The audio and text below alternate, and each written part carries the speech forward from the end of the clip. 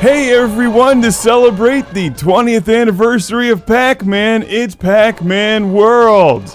Wait, is that really the storyline of this game? It kind of is, isn't it? Pac-Man's friends and family are all taken to an island where horrible experiments are conducted upon them and he has to fight ghosts to save them. That sort of is the plot to this game, but instead of calling the A-Team, Pac-Man shows he has the cojones and goes it alone. For he is Pac-Man, and this is his world.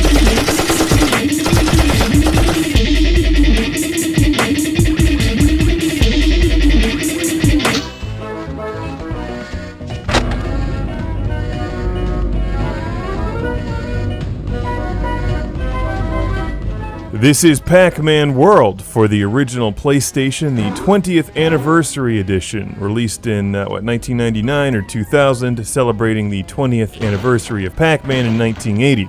Well, the 20th anniversary was celebrated in 2000, commemorating the 1980 release of Pac-Man, a revolutionary game worth celebrating. Just recently, we celebrated the 350th anniversary of Pac-Man. That was awesome. I'm recording this in the future right now. I'm working ahead in my schedule, and just in case you're wondering, the future is so bright, you have to wear laser beam shades to kill off the alien swarms that are attacking us. Boo! Boo!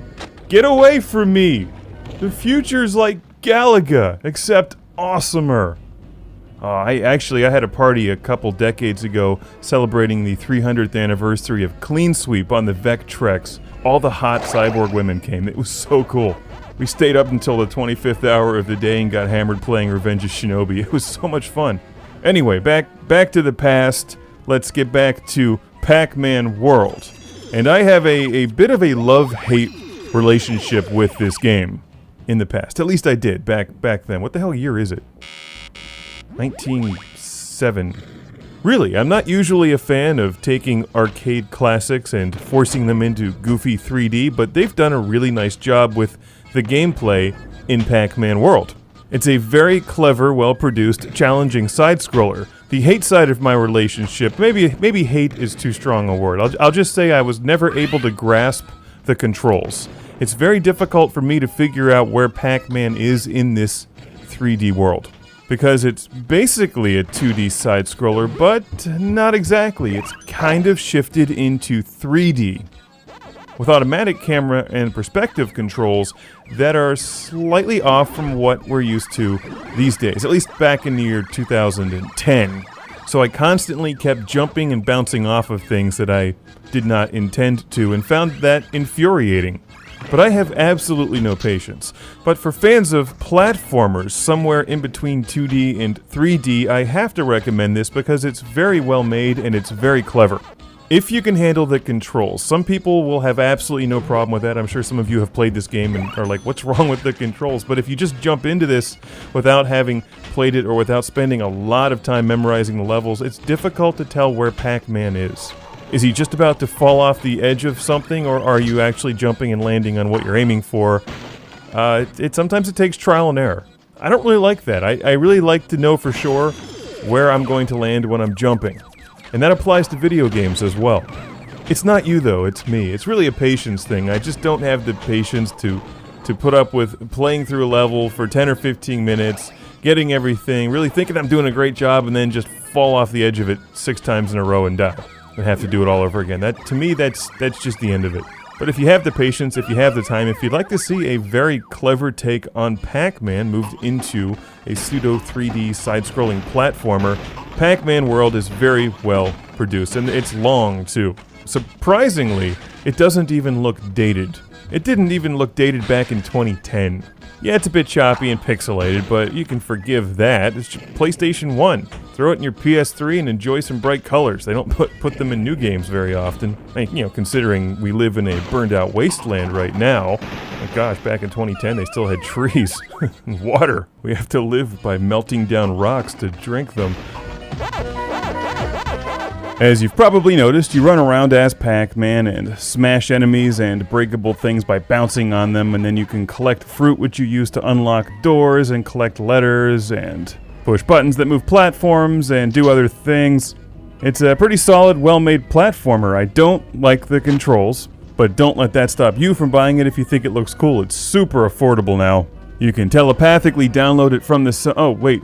I'm sorry. Back in 2010 or around there, you have to use the internet. That's back when the internet still existed. Wow.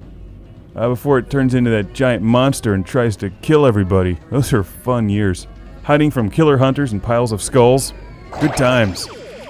2032, anyone remember? No, you guys weren't there then, huh? Well, it's fun. You'll enjoy that.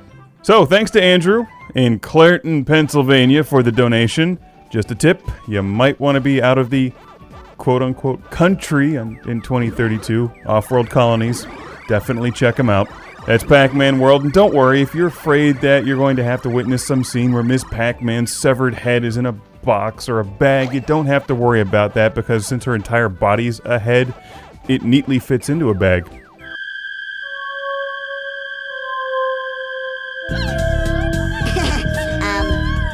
If I had a power pellet, A slight error on our part.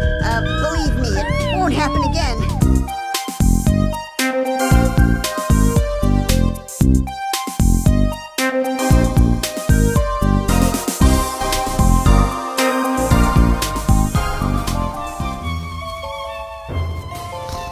Well, if it isn't everyone's favorite ghost-munching, fruit-hoarding, pill-popping, yellow orb dude.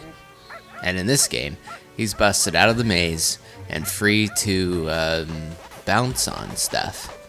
This is Pac-Man World 2 on the Nintendo GameCube.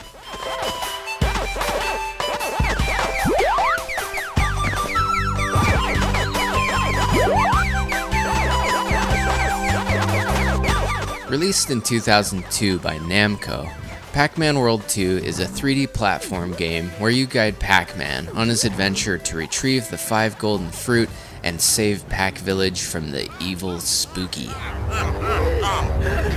At last, I am free from the confines of this accursed prison. You there, take these golden fruit that imprisoned me and follow me if you want to get rid of these Pac-People forever! The gameplay is pretty typical of what you would expect from a platformer. You'll spend a lot of your time butt bouncing enemies, a la Mario, and rev-rolling, a la Sonic, grabbing all the fruit, power pellets, and tokens you can find, as well as navigating the occasional maze.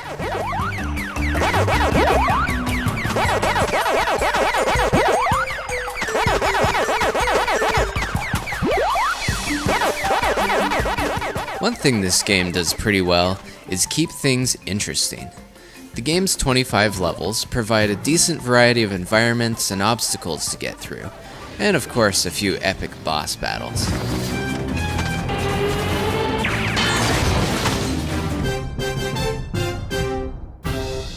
There is also a lot of added challenge in acquiring all of the items in each level, most notably the tokens. Getting enough of these unlock extra games in the Pac Village arcade, so you can take a break from the regular game and have a go at some of the classics.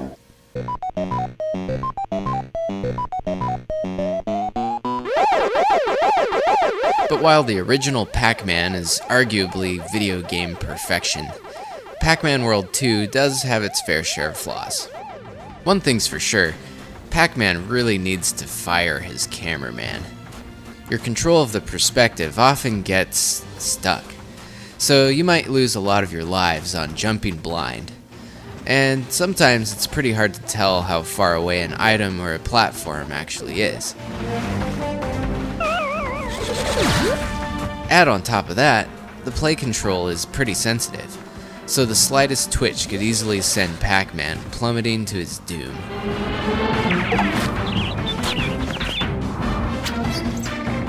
These three factors can make a formula for frustration. But if you can get past its problems, this is still a lighthearted and entertaining romp through a colorful Pac-Land.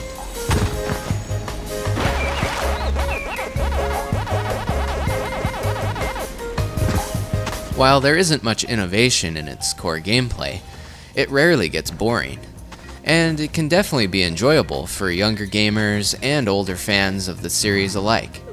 But, I'm getting a little worried about this guy after 30 years hooked on these power pellets. Maybe Miss Pac-Man and Junior Pac-Man need to sit him down for an intervention.